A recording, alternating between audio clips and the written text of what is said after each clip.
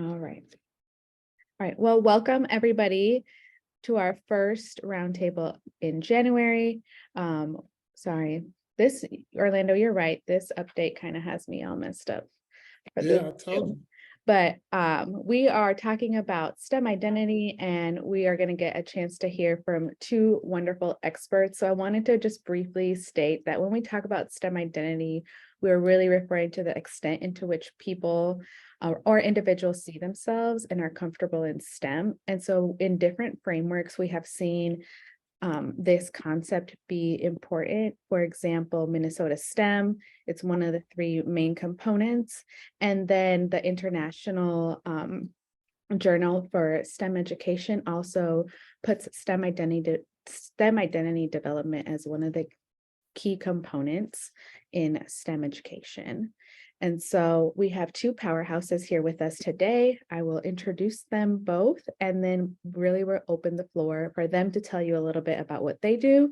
And then wanting this to be very conversational, and we'll ask questions for both of them and really just learning from their expertise. All right. So first of all, I have to shout out the quality of headshots that both of them submitted. I love it. Okay. So we'll start with Cynthia. Cynthia is an innovative scientist, an advocate for Black girls and women, and a champion for equity. She is the founder of Black Girls Do STEM, which offers exploration of STEM career pathways through hands-on engaging curriculum, really focused on middle school and high school students. She is also, she has her chemistry degree, and she has a master's in chemistry, and she has a lab, which I think you have space here at BioSTL, don't you? Yes. Yes. So she is phenomenal, super busy woman, and a huge advocate for making STEM a more inclusive place, in particular for Black girls and Black women. And then we have Orlando Sharpe here, who is a husband, father, educator, a blurred gamer extraordinaire. And he works with schools, community-based organizations, and local nonprofits to build STEM and STEAM capacity and creative opportunities all over St. Louis. So he is focused on all sorts of things, from cardboard prototyping, gaming, esports, DIY, makerspace movement.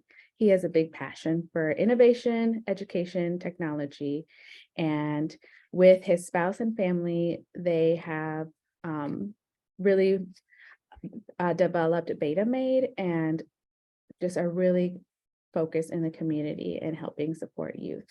So welcome, both of you. We are so happy to have you here at STEM STL's Roundtable. And I'll open it up to Orlando to go first to kind of brief us on what he's doing, and then we'll move to Cynthia. So I'll stop sharing my screen. Okay. Good afternoon, everyone. I'm Orlando Sharpe, and we'll start off by just going back to talk about how we got to this space. My wife and I are both former educators and products of our own communities, and so seeing that need in our own family, we set out to create space and opportunities for kids to participate in their community. So I participated in Neighborhood Leadership Academy and Neighborhood Leadership Fellowship out of UMSL. And so through those programs, I was able to understand how to actively engage in the community in a way that would bring more impact in certain areas, rather than just doing things one-off, which is what we were doing. We were participating in some spaces, doing things like Lego robotics, and just a wide variety of things. But through Beta Kids, through Beta.made, we have developed a grassroots opportunity to kind of give kids that spark, to actually see themselves as participants in those higher level activities. I've been working, I'm a former educator, longtime educator, STEM educator. I work with teachers in school districts in my regular job, but I realized that as a parent, that everybody did not have the opportunity to provide the space and opportunities for their kids as we did. My wife and I would oftentimes travel across, the entire region to put our kid in a program. Well, what is more important than a kid participating in their own community? And so that's what led us to this. So we like to partner with community agencies, local organizations, small. We're at the grassroots level because it will inspire and allow those kids to connect with those larger programs, those more intensive experiences like a Black Girls Do STEM with confidence and the capacity needed to be successful. Oftentimes our kids are not prepared to take on the rigor that is required to be successful in those spaces. Well, where do they get a chance to practice in a space that is safe? So we start with positive opportunities to participate, focus on community, culture, and creativity. So that's Beta.made in a nutshell. We have worked with some of everybody. Currently, we partner with Unleashing Potential, the Science Center. We worked on the other side of the river with Eastside Align.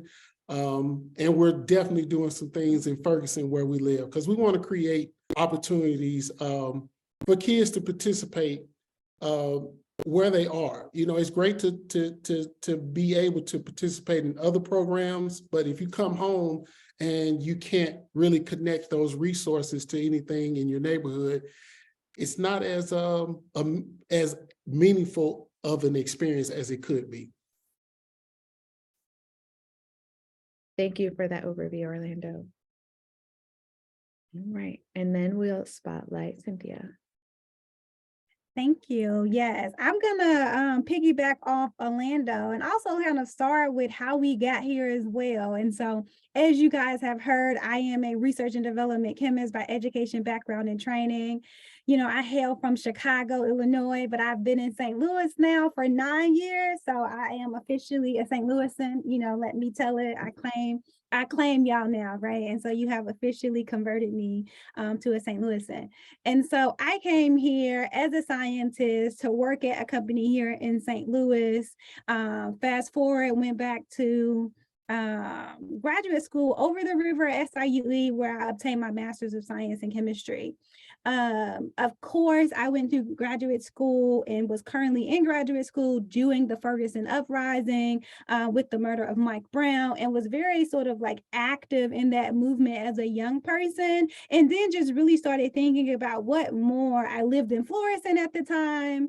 What more could I give back to my community and the community that I was being a part of as a scientist? And so I started doing a lot of STEM outreach in the region in the name of gender equity, right? There's all of these like girls in STEM events and conferences that take place at respective schools and universities across the region.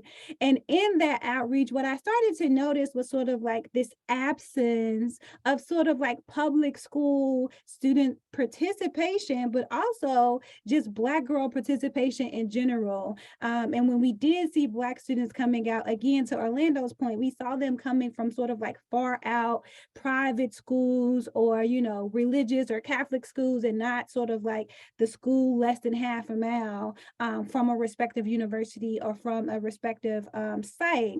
So just started asking executive directors at community centers, hey, what STEM programming is happening in your community? And a lot of folks started to tell us really nothing. And then asking even further, like, well, what programming are you just running at your community site that is specific catering to the Black girls in this community? And I wasn't hearing a lot about those specific programs for girls surrounding STEM. So that's really how Black Girls Do STEM was birthed. It was birthed off of my own observations, i.e. I am a scientist. It is my job to come and see, but then also not wanting to just talk about the problem, but actually bring a solution because it was an expertise that I had. I was a scientist. I knew how to do hands-on STEM activities and application-based learning with students that related to the fields that I was in and the research that I was able to do, right? So putting together an activity for middle school school girls felt very easy to me, or came very easy to me, even though I wasn't a traditional educator, because I think I just had a heart for working with youth. And so fast forward, Black Girls Do STEM is in our 5th organizational year. We started with 2 community sites back in 2019 of just popping up and doing Saturday workshops for girls. Now we have 4 programming sites, and we're set to serve about 120 girls across 4 community sites in the region this year, in that middle school, 6th, 7th, and 8th grade program. So we consider ourselves an educational equity, racial, and gender equity, right? We exist at all of the intersections, and we also are very intentional about being a regional program, but locating our program in communities that need it the most, that are lacking these available STEM programs, but also co-locating where youth services is already happening. So we have a long-standing partnership with Thomas Dunn Learning Center in South St. Louis City, which was our first ever site back in 2019. We have expanded. We have a partnership with Wesley House Association in North St. Louis City. We're at a Normandy community site, and now we have a new partnership with Boys and Girls Club, and we'll be now at their new Ferguson Teen Center, right? So making sure that we, again, take our program to students and not have them have to leave their community to access a high rigor, application-based, hands-on STEM program. We were just at a school at Normandy this morning, and she was like, we had a student say to us, well, it really depends on like where the program is happening at, if I can participate. And I said, oh, where do you live? And she told me, I said, oh yeah, the program is happening like 5 minutes around the corner, right in your neighborhood. It makes a significant difference when kids can just walk up the street to the local community center and participate in sort of these STEM opportunities that we know are going to be beneficial to them now and also in the long run. So that's a little bit about like how we get here, how our model is designed, and the work we do, and who we sort of target in the St. Louis community. I think so much of Black Girls Do STEM is also sort of where Orlando said, is that safe space to sort of practice curiosity, right? We talk about STEM learning and like even being, what does it mean, this subjective being good at STEM? And I think like what we really need to do is just like we teach children how to roller skate or ride a bike, like how do we like give them the tools, put in some guardrails, but let them explore and experiment. Like, what does curiosity in practice look like? It looks like girls taking safe risks. It looks like them figuring things out, working collaboratively, creating things, using different materials, understanding what those different materials and properties can do to create something that may be a solution to a problem, or might just be something that they want to create for themselves in their community. Right. So much of what we do at Black Girls Do STEM is like create the space that is safe for them to practice curiosity, and not necessarily having to have this ideal of like, this is what it looks like to be good at STEM. And so we talk a lot about how do we give them tools for their STEM toolbox and help them practice critical thinking, practice curiosity, help them understand what does it mean to collaborate when we think about these tangible skills. And then they'll be able to take those skills and those tools that we've equip them with and really approach any problem, really approach any subject matter in a way that we do as real world scientists, right? I got to walk in, I got to assess, I got to observe, I got to start asking some questions, right? And so how do girls do that safely in a space where it's not just, yes, this is correct, no, this is incorrect, and they're not being sort of assessed based upon metrics and standards that say like, okay, yes, you're good, or no, you're wrong, but more so, how are we fostering learning in this environment and in this process? And so that's a little bit about our approach and how we approach doing the hands-on workshops at Black Girls Do STEM. We have a variety of things. It's based on student interest.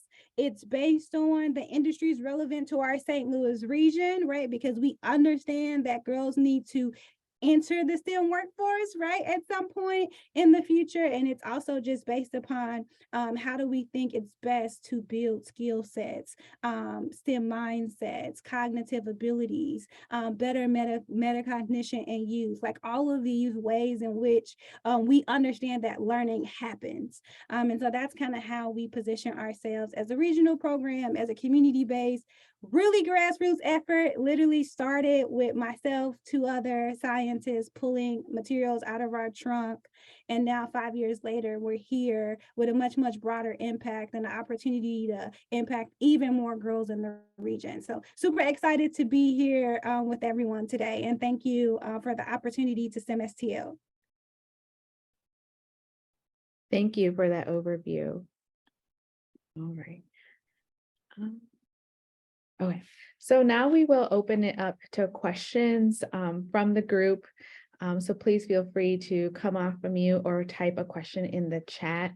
I think that both of you gave a really great overview, and something that I noticed that both of you really spoke on was being community-based and community-centered. And so I really appreciate that from both of you. I think my first question would be that I think we know that some studies show that by like 3rd grade, or then even moving to 8th grade, students can kind of self-assess and feel like they do not belong in STEM. And so wondering how both of you kind of combat some of those ideas, right, that students often, like as they get older and, you know, kind of say, nope, this is not for me, or I'm not good at STEM. Well, I think that's an important piece, because just because it's good doesn't mean it's good for me. We're at the point where we are trying to decide for children what they're going to do for the rest of their life. That's not important right now. I want you to be open to the opportunities.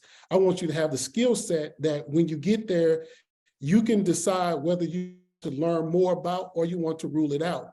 We're not doing that. We're really, and it's not, I don't think that it's intentionally bad. I think that, so for instance, we have geospatial is a big deal now, but are we going to keep pushing geospatial down kids' throats rather than encourage them to have meaningful experiences, build relationships with those skills and materials, and then allow them to decide whether or not they want to do more with that, or say, okay, I know a little bit about that, but I'm going to choose this alternative. And that's good enough. At this point, if you say STEM, especially in certain school districts, that determines your hierarchy. If you're good at STEM, then you're valued.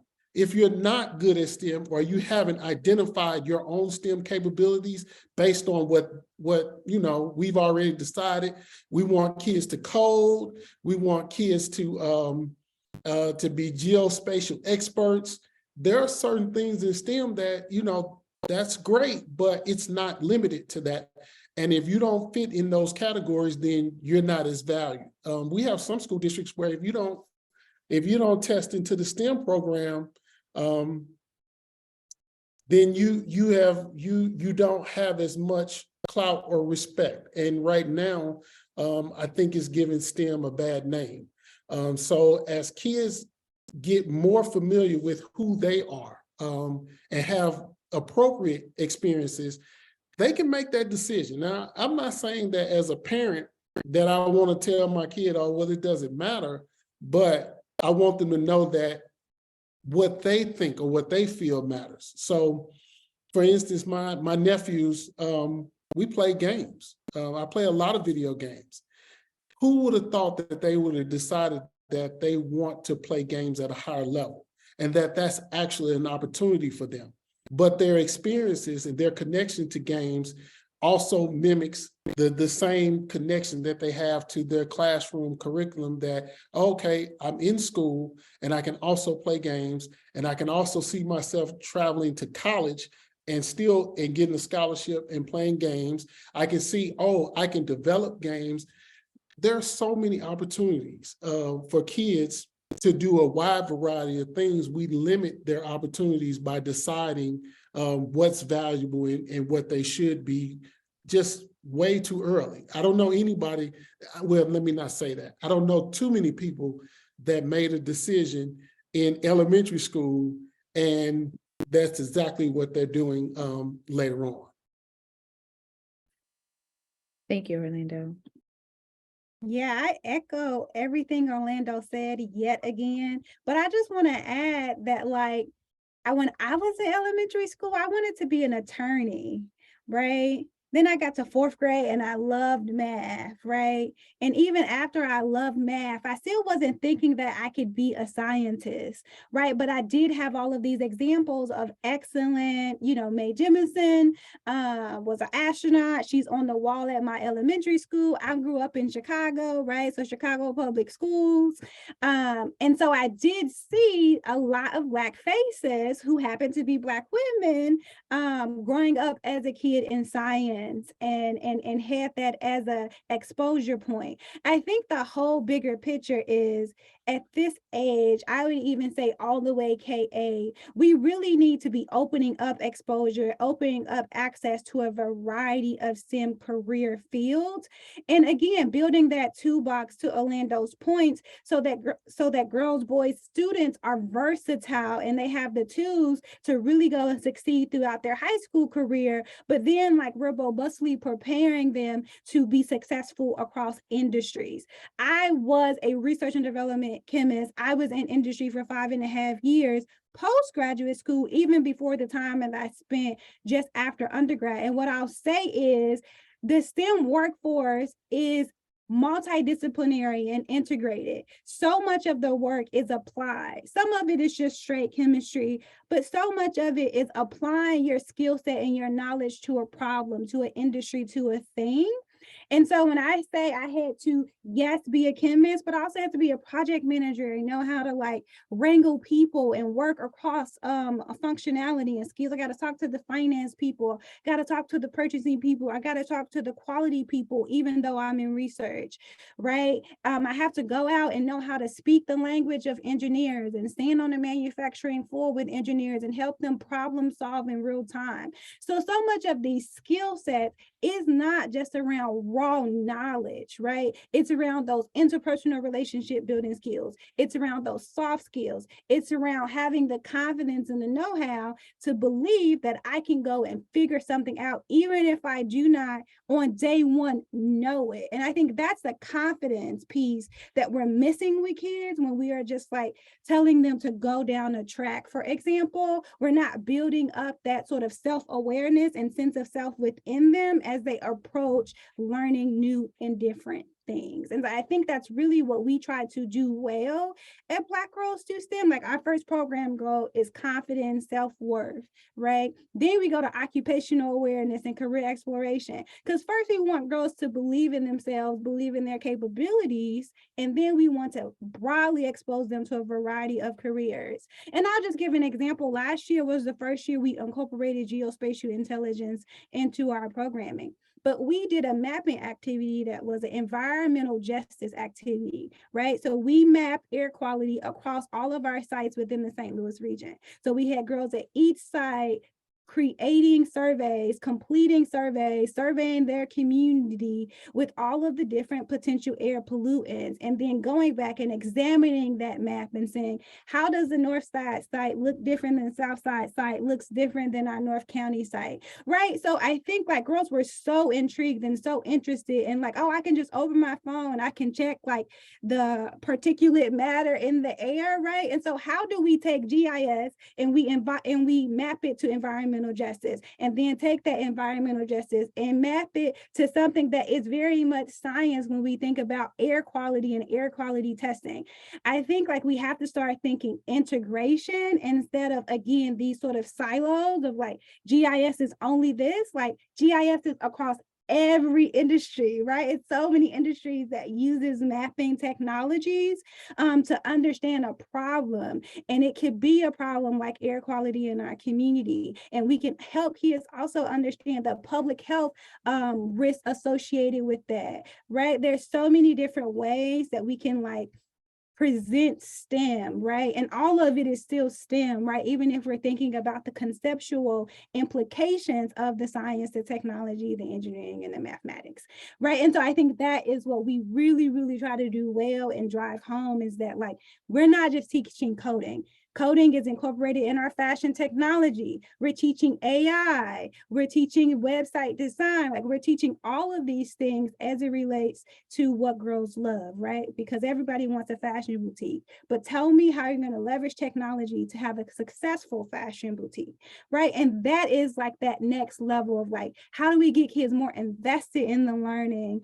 and more related to things that they already care about, right? Like the air quality in their neighborhoods, because so many girls are going to raise their hand and say, oh yeah, I have asthma, or my younger sibling has asthma, or like, this is really interesting how this air quality is totally different than this air quality, right? And then we can start having a conversation about why we think that is. So I think it's so many ways to engage youth around STEM skills, and we don't have to necessarily package it as like just coding or just mapping. It's a lot of different ways that we can put it all together. Thank you so much for that, both of you. I know Mary has her hand raised. Go ahead, Mary. Hi, I do have a quick question. Can you hear me well?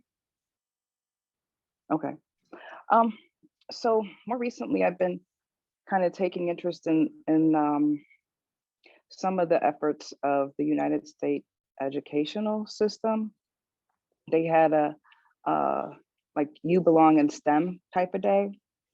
And one of the things that was presented was that many kids who are interested in STEM often get discouraged by educators or someone in their life who discredits them. Sorry, I'm in office. And so I just want to know, like, how can we, make sure that your work is really supported, and like someone's not gonna be counterproductive to everything that you all have worked so hard to expose the children to? And like, is there conversations that you all are having with like educators or administrative folks or whatever board,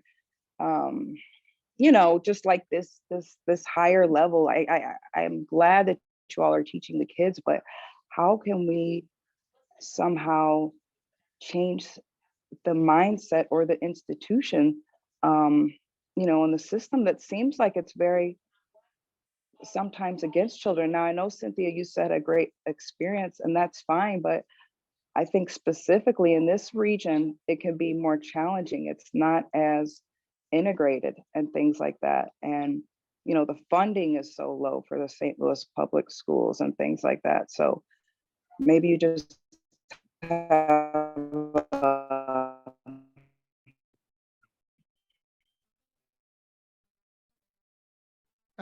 I lost her. I didn't hear. Yeah, I think, Yes, is she done? I don't know. Maybe I she think she's froze. locked. we did. I think she just froze. Okay.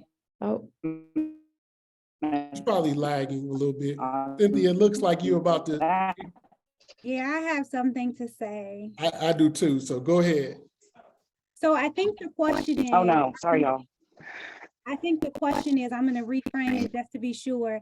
How are we having bigger conversations with folks in the traditional education system as it relates to mindset shift around STEM as a result of the awesome opportunities that we are presenting directly to students? And so there's a lot of data.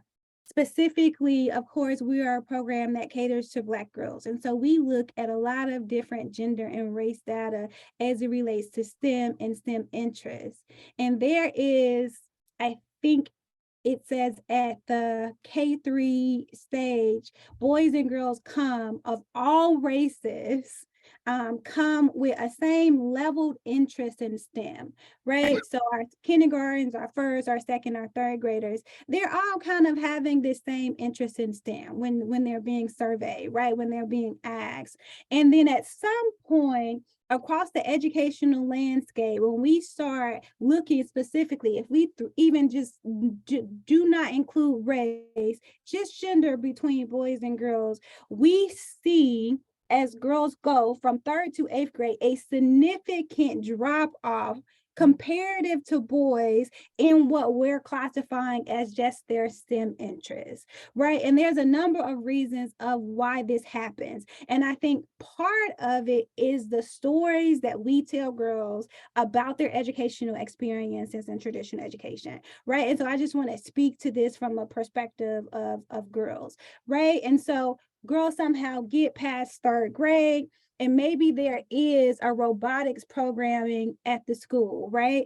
Typically what we see is somebody goes and corrals all of the boys for the robotics program, but schools bring in community partners for like dance, and what do? The very opposite. They go and they corral. I've seen the dance programs come and the school select girls out of our STEM program to go be a part of the dance program, right? And so I think a lot of what's happening is this sort of selective idea around that we already know exists in this biased sort of educational system of like what girls should do and what boys should do. And when we start telling girls, hey, you should go do dance or you should go do cheerleading at 4th grade, well, they continue to do that 5th grade and they continue to do that at 6th grade, right? And so what's left over, right? Of course, everybody can play sports, but then when we have the STEM things, you see a lot of more boys going to do the coding programs, going to do the robotics programs, because all of the other electives, people are actually like pulling girls away to do these other programs. There's a lot of like girls mentoring programs that happen in schools, much more heavily and significant than boy mentoring programs that happen within traditional education. So you see sort of a siphoning of girls towards other type of programming that is deemed to be gender appropriate for them, right?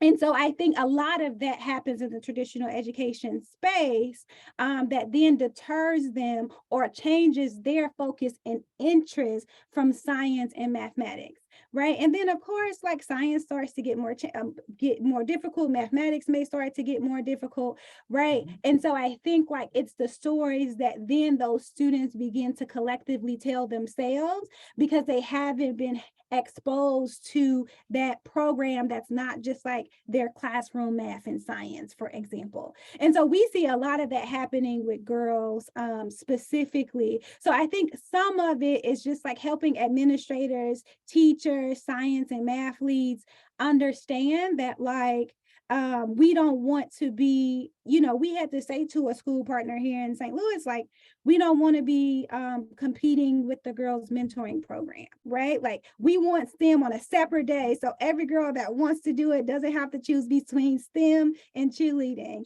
or STEM and the mentoring program, right? Like how do you give us a special day instead of having us overlap with all of these other programs that are really catering to girls? And so that was one of our acts and one of our requests. I also think that like we don't really get to, as community stakeholders and community partners, we don't get to really change the focus and the priorities of traditional education, unfortunately, right? They have their standards, they have their focuses, they have their priorities. And I think what we have to do as community partners is figure out how to leverage what we know to be a part of their bigger strategic vision and their bigger priorities. And then that's how we make change and like make a little bit of a shift. By collaborating with schools in traditional education and not necessarily just doing our community models. And we try to do a little bit more of that at Black Girls Do STEM outside of just our community model. Yeah, thanks, Cynthia. You just laid it up for me. I'm just gonna tap in to say we have done ourselves a disservice because we have turn our children into products. This is not a business model. You can't make those decisions for them. And we're working with actual human beings that can make decisions for themselves. But because we have an outcome that we want, we've already decided how we're going to reach that outcome rather than use the data and the research to see what the opportunity is. We don't do that. We've already decided, especially education. If you went into a classroom and you asked who's interested in STEM, of course, every kid would literally raise their hand. But as we look at social media, we look at what's out there in the world, you will start to see that, okay, well, maybe I should be doing those other things rather than doing what I actually enjoy. And that's a big part of this. And so if we don't encourage those kids to do the things that they love in the spaces where they're at, in their community, then when they come outside of their community, they're definitely not going to take that risk to do something that, again, as you get to higher levels, it becomes a little bit more rigorous. Every kid, every boy probably thinks they can be in the NFL or the NBA, or after a while, you start to realize where you land on that scale of who's going to make it to the next level. And it's really clear, but we're already deciding for kids so early that, oh no, you're STEM capable and you're not. You're going to be better off at this rather than applying it, across the board. Everybody's going to get these experiences, and we're going to encourage you to make the decision for yourself. If we expose kids to the opportunities and then we trust them enough to have some student agency to say, hey, I like this better than I like that. Well, let me support you in getting to that level. I don't care what field you're in. STEM there's going to be a STEM connection everywhere. But we have decided that the only STEM that we like are, when I was in school, you had to be a doctor, lawyer, engineer. Now it's, oh, well, you have to be something that is so, you got to be a rocket science. Let me toss out a question. How much science does it take for the guy who actually is what we consider the water boy or the facility manager for an NBA team? Nobody knows, but I can tell you that those guys are high level engineers, and they're creating and problem solving just like the rest of us, and they make very good salaries. Now, if I take the same kid and told them that, okay, well, you're gonna work for an NBA club, but you still have to do this math, this science, and all this is gonna be important for you to do that. You don't have to worry, you're not good at basketball anymore, okay, but you still have an outlet for your basketball skills. That kid might be a little bit more encouraged to do a little bit better in that math class versus, well, I'm not good at math, so then I can't possibly be an engineer. And that's not really true.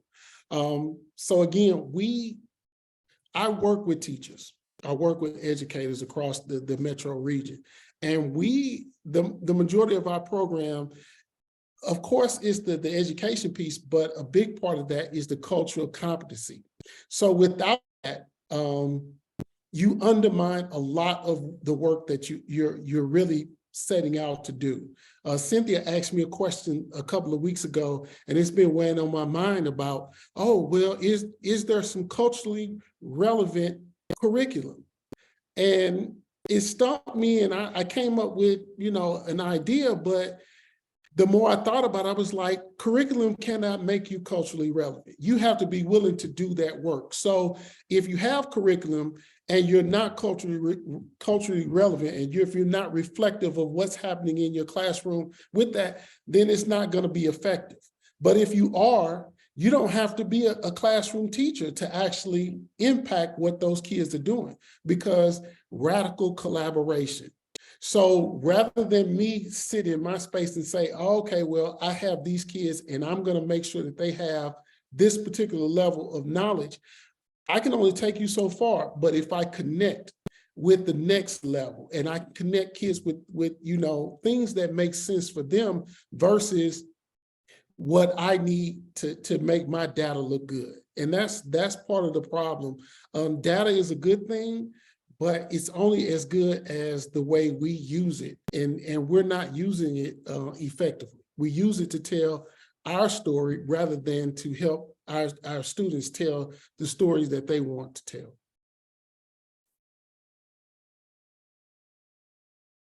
Thank you both for a response to that question, and to Cynthia for what you put in the chat about, even if students are not fast learners or fast processors, it doesn't mean that they are not STEM capable or good at STEM.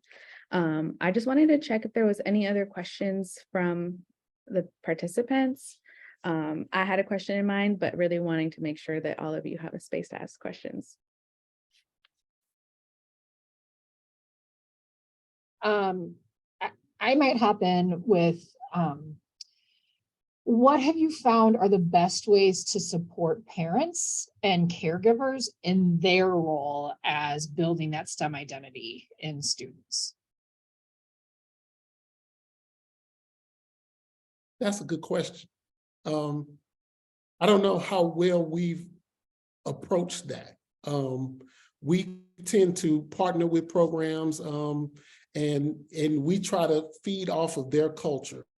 So community culture and creativity, we try to add value and help bolster what's happening in their space. So if they have a good connection with families, then that will work out. For instance, we partner with Unleashing Potential, and we've been putting on Community Day of Play.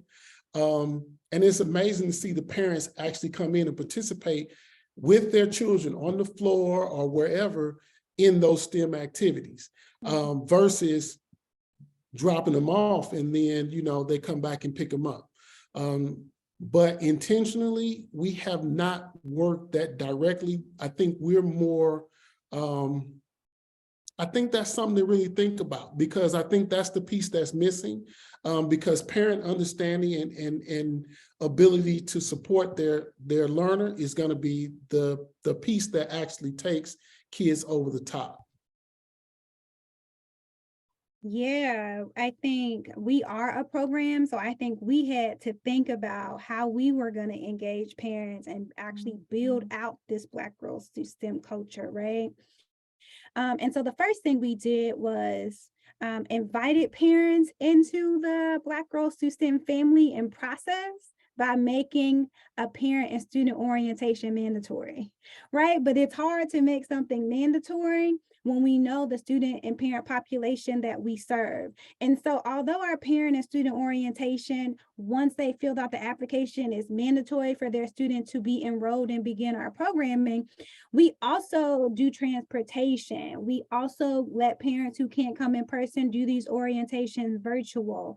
But all of it is about how do we get some face-to-face time with parents so that they understand the commitment that they and their student are making to the program. They understand what Black Girls Through STEM is all about, and that this space is as much theirs and their student as it is ours, the people who are creating the experience. So we have to start by what is it? How do we foster ownership in what Black Girls Through STEM is doing with our students and families first? And that has been hugely successful. We have our orientations every year at the beginning of our program kickoff, where all of our new students and families join us. They do an overview, they meet myself, they meet the program manager. It takes place at the community site that their student is going to be learning at, right? So it's a way to sort of just meet the whole family, right?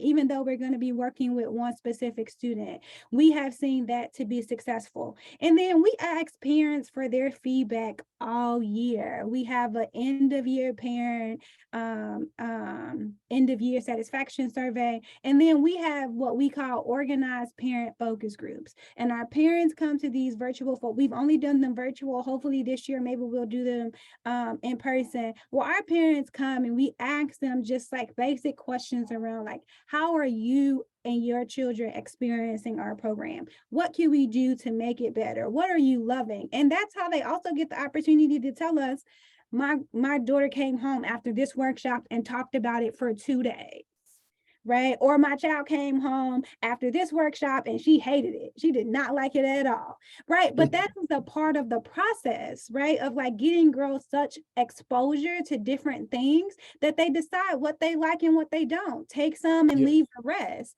right? And so to even like engage parents at that level, right? I think we're probably at like a 3 out of 5 for our parent engagement score, and this is parent rating. So we still have a ways to go, right? To make sure that our parents get us to a 5 out of 5.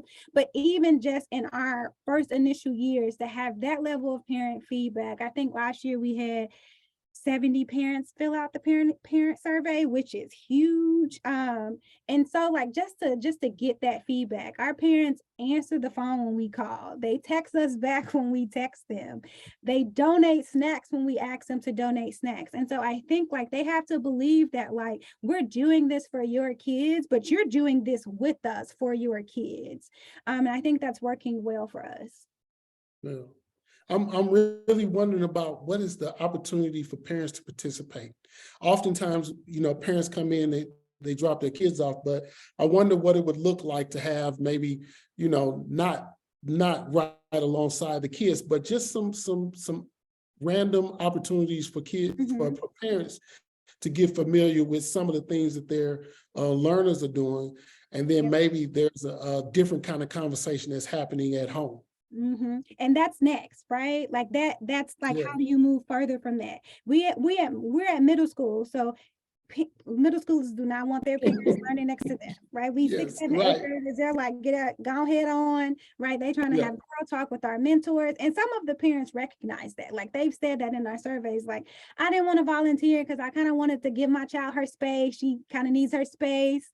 But we also trained a parent last year. She had a high school student to be a facilitator. So it's also around this idea that like we can take parents and you can be trained as a parent to facilitate our STEM workshop, right? And I think that continues to reinforce this idea that you don't have to be this high-level mathematician even to get students engaged in STEM. Now, most of our facilitators, I would say, have been traditional educators or people with a STEM educational background. However, that's not the requirement. And we did have one parent who trained and facilitated some of our workshops for us last year. So I think like that continuous engagement of parents also is a big part of it. We're talking about how do we bring back our parent advisory board. So we started with the parent advisory board and it kind of just fell off because it got too busy. But like those real authentic opportunities to be making decisions within the organization.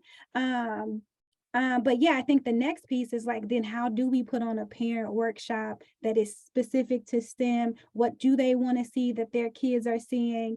Because I definitely think our girls are walking these conversations of what they're seeing in our workshop into their homes, because parents tell us.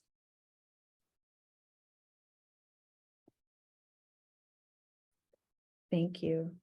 I love that. That reminds me of, you know, different models. I know that Kate introduced me to like the 2-gen model in workforce. So including both generations. Yeah. All right. And then I have a question. If anyone else does not have a question, I think both of you spoke to this idea of like, how do we pick or select, right, STEM students or students who are going to be in the program? And oftentimes it really comes down to like, well, what's their like math level, or what's like their reading level, or what, you know, what did they score on the science EOC, and thinking about those things and how that really, how we're leaving students out then from different experiences, and how do you all recruit students or select students for your programming? I'll start because Cynthia probably has a lot more in depth with that. We don't necessarily choose because we're coming in and supporting the students that you already have. We do a program at Walbridge STEAM Academy. The reason we're still there is because it's important to stay in these spaces and not walk away. So the school selects what grade level they want to target, or what students are going to actually participate. When we first started, it was me. So I could literally maybe do about 6 to 10 kids per grade level, which meant that all the kids didn't get selected. It's not a good model. It's not what I think is best, but rather than not having an opportunity, we did that. Now we serve maybe the entire grade level in collaboration with the teacher. So I think we're serving 3rd, 4th, and 5th grade. So we're not leaving it. We don't intentionally leave anybody out. And as a matter of fact, when we first started, we had spaces that we would leave open just in case someone showed up at a later date. So there's always an opportunity, but some of the spaces that we're in, they still do that selective process, and it's frustrating. STEM is for everyone. STEM is everywhere, and everyone has STEM capabilities.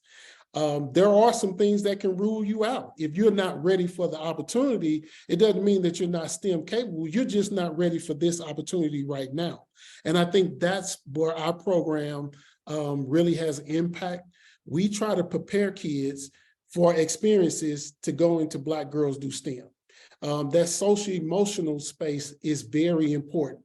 If you're not in control of that, you're going to have a harder time in any program. It doesn't matter if it's a STEM program, or if it's a sports team, or if it's something with the arts. You're not going to have a very good experience. And so we can't rule that out, that, okay, well, some kids aren't prepared for the opportunity, but how do we prepare them for the opportunity? And that's the piece that we can control. And so rather than say, this kid is ready, all kids are ready, here's where you are in that continuum of your readiness, versus, oh, well, you weren't ready by 3rd grade, so you no longer have an opportunity.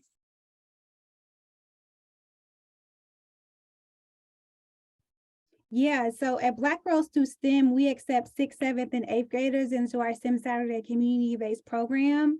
And to Orlando's whole point, we start at 6th, 7th, 8th. We already have a forward trajectory of 9th through 12th of how we support girls in their high school career, and then post 12 in their collegiate undergraduate exploration.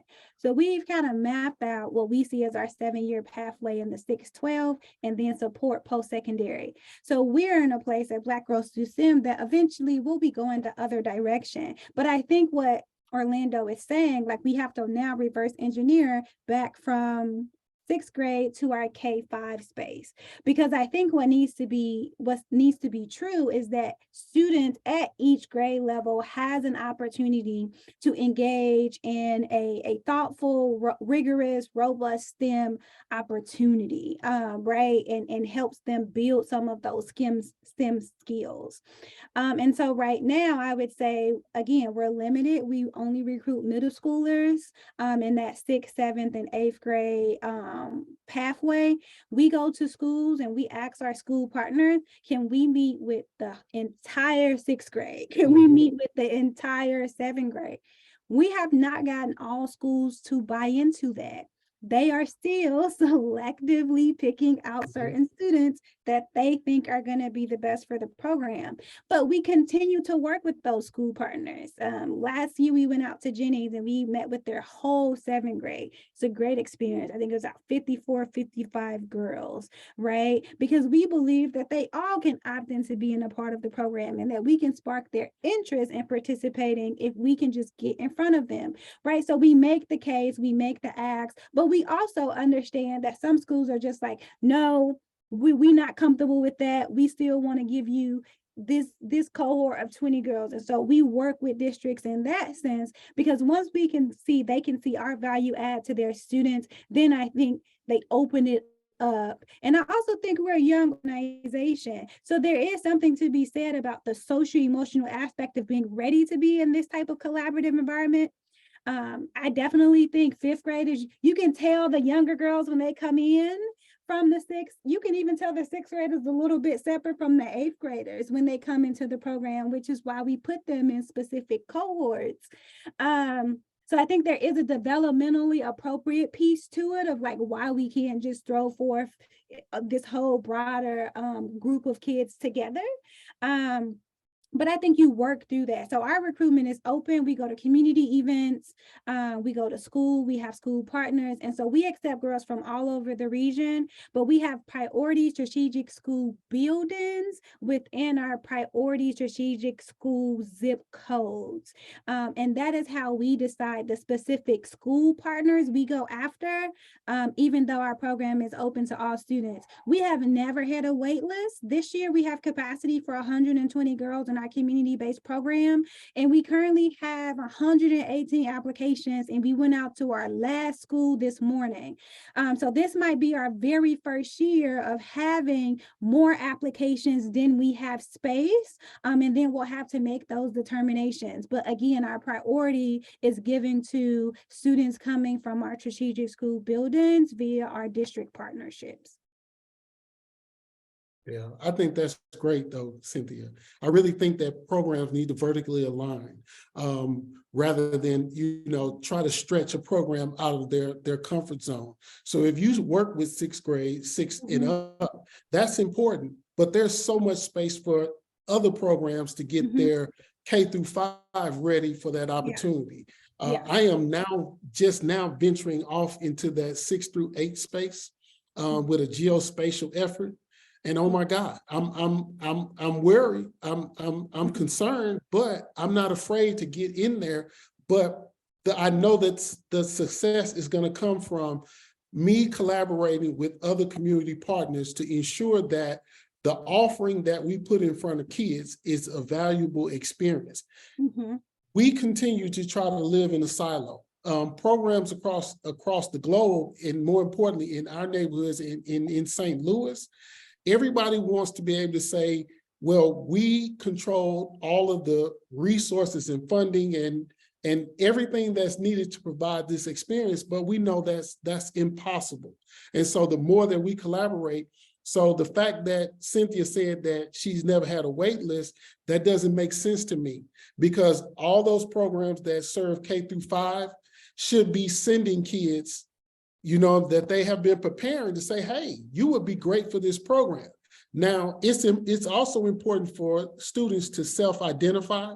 So when we created our program, we sent the application out to kids. We didn't send it to parents. So we sent it to the children first. They identified that they wanted to be in the program, and then we contacted the parents. And so now we know that the kids want to be in the space.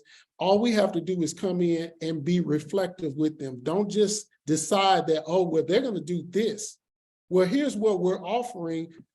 Give us some feedback. Let's reflect on this. And then here's our goal. This is what we want. And what part of what you want can we fit in here? But I don't know if that's really the model that most programs have.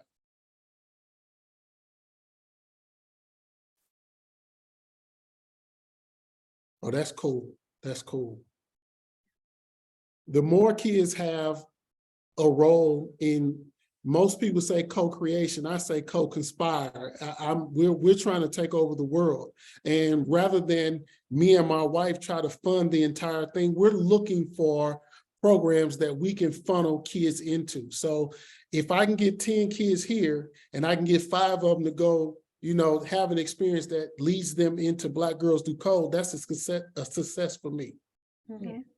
Yeah, and that's exactly what we were saying, right? So Black Girls Do STEM would necessarily reverse engineer or vertically align and create a K-5. We would understand like, okay, where are the excellent like K-5 programming that's already happening, even in our community, in our school partner space? How do we start even reaching and going to the K-5 buildings outside of just the middle school buildings far enough in advance, right? So, we believe our expertise is that middle school, 6th, 7th, 8th. We think that's our sweet spot. all of our high school services is in partnership, right? So we're not creating anything new. Our girls even leave our program in middle school and go to programs like UMSU Bridge once they're in high school, right? We write recommendations for all type of next step programs, but it's Yeah. making sure that we are the access point. They go to programs at STLCC, right? If they're in certain North County school districts, they're applying to the Emerson STEAM Academy. But it is our job to make sure we understand what's next for our girls coming out of our middle school programming to be successful and keep them engaged in STEM as a high school student. Yeah, there are so many amazing opportunities at the national level that our kids and our communities just weren't participating in. And so that's kind of our push at Beta.made, is to make sure that our communities are aware and that they're connecting with the right resources. There's no reason that NSBE, well, you have, if you got too many kids, then now we need to funnel them to somewhere else. But it is part of the problem. Because it makes it easy for kids to check out and say, well, there's no space for me. Mm-hmm. And so when there's no space for me, that means that it wasn't meant for me.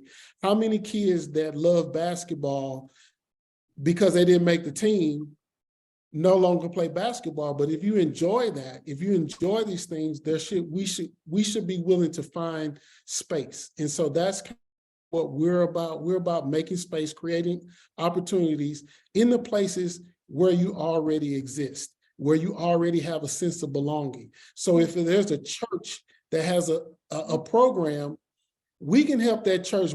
My wife and I will help you. We facilitate your experience to help you build your confidence capacity to make sure these kids have a connection. I think that's a valuable piece that is missing, because just like some of those girls that Cynthia has probably come back to her and ask her for help as they move to the next level, kids need that connection. They need help with connecting the dots. And families, as a parent, man, there are so many programs that my son went through that, okay, he just spent a moment there, but then there are a few amazing programs that he still has connections with. And so that's the value of what we're doing here. Yeah. Thank you both so much. I know we are a little over time. Super appreciate your perspective and your thoughts and your expertise in sharing that with us today. If anybody else has any questions, feel free to email me and I'll make sure to pass them along.